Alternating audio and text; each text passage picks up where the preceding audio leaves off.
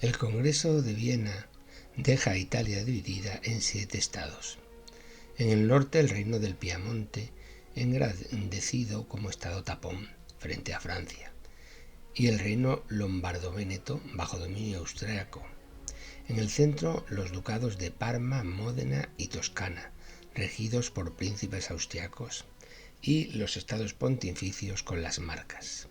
Y en el sur el reino de las 2 Sicilias, en cuyo trono se ha repuesto a los Borbones.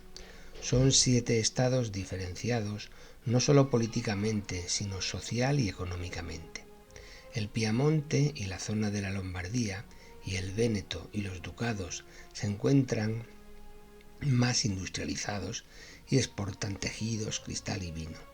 Y los estados pontificios y las marcas separan esta zona del sur de Italia, mucho menos poblado y menos desarrollado. Esta desigualdad económica se acentuará después de la unificación. El sur de Italia será marginado política y culturalmente y se convertirá en mero proveedor de mano de obra de las ricas zonas industriales del norte, una herida permanente en la articulación del Estado italiano. En el origen de la unificación de Italia se encuentran un movimiento intelectual, unas necesidades económicas y la actividad política de algunas figuras relevantes. Los escritores románticos italianos, en los versos de Leopardi, en las novelas de Manzoni, se ensalza la idea de una patria italiana. Cuando la Revolución Liberal de 1830 es reprimida, se puede comprobar todavía la falta de un verdadero espíritu nacional y las insurrecciones contra los soberanos no encuentran el apoyo popular requerido. Pero en 1831, Mazzini funda la Joven Italia, movimiento nacionalista de tendencia liberal y republicana, que fomentando el odio a la ocupación austriaca, alcanza fuerza y relevancia en toda la península, sobre todo cuando en 1847 Metternich, el canciller austriaco, ordena la ocupación de Ferrara por las tropas austriacas. Al lado de las ideas están los intereses. Los comerciantes e industriales de los estados del norte son conscientes de la necesidad de la unidad. Sin ella no puede articularse un mercado de dimensiones nacionales, ni construirse una infraestructura ferroviaria, requisitos imprescindibles para el desarrollo de la economía y de la prosperidad. Las concepciones de los políticos van desde la realización nacional en torno al Papa, idea de los neogüelfos, en torno a la Casa de Saboya, la idea de Máximo de Azeglio, hasta la constitución de una república, Mazzini y el joven Garibaldi. Estas divergencias debilitaron el movimiento nacionalista en 1848. El levantamiento de los milaneses, apoyados por un ejército piamontés poco preparado, fue sofocado por las tropas austriacas de Radetzky, que derrotaron a las del Piamonte primero en Custoza y luego en Novara, y la insurrección en Roma de 1850, encabezada por Mazzini, que proclama la República, acaba con la ocupación de Roma por las tropas francesas y el pontífice puede regresar. Desde el punto de vista político, el primer ministro piamontés, Camillo Benso, conde de Cavour, es sin duda la figura máxima del Risorgimento. Su conocimiento de la estructura económica y política de Italia, su labor de reforzamiento económico con la extensión de las vías férreas por todo el país y la preparación del ejército y la armada, su acertada acción diplomática que supo granjearse el apoyo internacional, es considerada el eje de la unificación.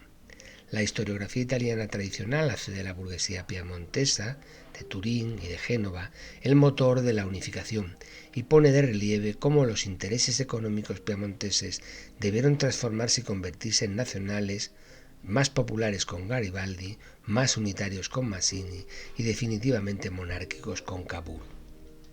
Cavour desciende de una antigua familia aristocrática, fue oficial del ejército en su juventud y una vez retirado estableció contacto con el movimiento liberal italiano, entonces en plena expansión, y participó en la revolución derrotada de 1848. En 1850 fue miembro del gobierno del Piamonte Cerdeña, ya en el reinado de Víctor Manuel, y en 1852 llegó a la presidencia, un mes después del advenimiento de Napoleón III al trono imperial francés. Había viajado durante su juventud por Francia e Inglaterra. Llegó a conocer a Tocqueville, cuyos principios democráticos profesó. Halló sus verdaderos modelos en la monarquía parlamentaria inglesa. Desde su llegada al gobierno, comprendió que para liberar Italia, el Piamonte, además de fuerte, necesitaba la ayuda extranjera. Para llevar a cabo tal designio no bastaban los exaltados discursos patrióticos y las conspiraciones, y sólo las alianzas políticas y los ejércitos podían lograrlo. Ya en 1855, en una maniobra calificada de maquiavélica, se ganó la confianza de Napoleón III, haciendo concurrir al ejército piamontés en la terrible guerra de Crimea, al lado de Francia.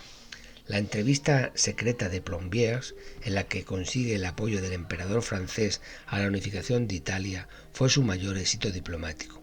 Napoleón III proclamaba el empeoramiento de sus relaciones con Austria y Cavour establecía contacto con la Unión Nacional Italiana para que su tendencia republicana se plegara a la idea de unificar Italia bajo la monarquía nacional de los Saboya. Su soterrada labor financiando la creación de secciones políticas para la unificación en todos los estados italianos, con la consigna de entablar una simultánea acción provocadora contra Austria, con desfiles, manifestaciones e incluso atentados, acabó dando resultado. A finales de 1859, Austria presentaba a Piamonte un ultimátum que exigía su desarme inmediato, y a los pocos días las tropas austriacas penetraban en el Piamonte. En Magenta, una cruenta batalla, las tropas piamontesas y las francesas comandadas por el propio emperador Napoleón obtuvieron una costosa victoria. La Lombardía quedó libre mientras las tropas austriacas se batieron en retirada y tomaron posiciones en su línea de defensa del Véneto. Una nueva batalla se entabló a finales de junio en Solferino, donde los soldados se batieron ferozmente y el mando supremo a cargo de Napoleón III mostró una auténtica incapacidad. El emperador se había cansado de aquella guerra, cuya desagradable realidad tocaba de cerca. Declaró que los gritos de dolor de los infelices soldados franceses heridos en Solferino resonaban en sus oídos, y además las noticias que llegaban de Berlín eran preocupantes. Temía que se desencadenara una guerra contra Prusia para la que el ejército francés no estaba preparado. El 11 de junio de 1859, tras la entrevista de Villafranca junto a Verona, Napoleón llegó a un acuerdo con el emperador de Austria, Francisco José, que tuvo como consecuencia la cesión de Lombardía al reino de Cerdeña-Piamonte. El Véneto permanecería austriaco, y los grandes duques de la Casa de Habsburgo, de Toscana y Módena, expulsados por sus súbditos en el transcurso de la guerra, serán repuestos en sus tronos. Para contentar a los católicos franceses que veían peligrar el poder temporal del Papa, se estableció que los estados italianos quedarían unidos en una confederación bajo la égida de la Santa Sede. Napoleón III no deseaba en absoluto una Italia unida. El armisticio de Villafranca, sin conocimiento ni participación de los piamonteses, provocó la desesperación de Cavour y el odio de los italianos, que consideraron a Napoleón, el antiguo Carbonario, a partir de entonces un traidor, ya que en Plombières había prometido no abandonar las armas hasta la completa expulsión de los austriacos de toda Italia. En 1860, Napoleón, como precio de su apoyo, la expedición militar resultó muy onerosa, reclama la cesión de Niza, la ciudad de nacimiento de Garibaldi, y de Saboya. Con estas adquisiciones territoriales, su discurso como libertador de Italia quedó con ello en entredicho y provocó las suspicacias y la inmediata intervención diplomática de Gran Bretaña, cuyo gobierno Witt, presidido a partir de 1859 por Palmerston, proclamó sin ambages que los austriacos deberían abandonar Italia para que pudiera constituirse en un reino independiente y constitucional, y que Napoleón III debía abstenerse de cualquier tipo de intervención contraria a la unificación. Con el apoyo del gobierno británico, Cavour promueve en la Romaña y en las Marcas y la Umbría, parte norte de los estados pontificios, movimientos populares que solicitan la incorporación al nuevo reino del Piamonte, y obtiene una primera enmienda a los acuerdos de de Villafranca, la neutralidad de Francia respecto a los plebiscitos por él promovidos en Parma, Módena y Toscana, que de esta manera eliminan la influencia austriaca y pasarán a integrarse en el Reino de Italia. La unificación del sur de Italia tiene como protagonista a Giuseppe Garibaldi, auténtica contrafigura de Cavour. Es el revolucionario de barricada, capaz de arrastrar a las masas con su oratoria apasionada. Garibaldi se entrevistó con Cavour y logró una audiencia con Víctor Manuel. Su encuentro con el rey le hizo renunciar al programa republicano. Con el llamado ejército de los filibusteros, los 1000 camisas rojas, se leó una pequeña flota de Génova, desembarcó en Sicilia y ocupó Mesina, Palermo y poco más tarde Nápoles, de donde expulsó a los Borbones proclamando rey a Víctor Manuel. Pero la anunciada marcha sobre Roma de los garibaldinos ponía en serio peligro los planes de unificación trazados por Cavour.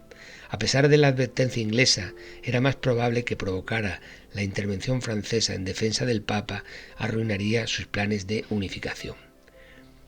En estos momentos el Partido Católico francés era el principal soporte político del régimen del Segundo Imperio y el emperador estaba obligado a obrar en consecuencia. Por eso Cavour se aseguró el asentimiento de Napoleón y del Papa, y evitando tomar Roma, envió un gran contingente de tropas piamontesas que atravesaron Italia y sometieron al dominio del reino del Piamonte, Nápoles y Sicilia y parte de las marcas de los estados pontificios.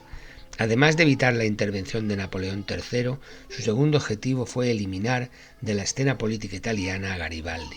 En el nuevo Estado dirigido desde el norte ya no quedaba sitio para el héroe popular de la independencia, el libertador de la Italia meridional. Parece que Víctor Manuel le interpeló con escasa gratitud y Garibaldi, rehusando los honores y mercedes ofrecidos, prefirió retirarse a su vida privada en la isla de Caprera. Resulta evidente que en la unificación italiana la astuta política diplomática de Cavour y la acción revolucionaria de Garibaldi se complementaron a la perfección, y a pesar de su escasa simpatía mutua, ellos mismos no dejaban de comprenderlo. En los momentos en que el conflicto estaba todavía latente, Cavour escribía a un amigo: si me encontrara mañana en lucha abierta contra Garibaldi, la mayor parte de los diplomáticos de la vieja escuela estarían de mi lado, pero la opinión pública europea se dirigiría contra mí. Y tendrían razón, porque Garibaldi ha prestado a Italia los mayores servicios que un hombre puede prestar a su país.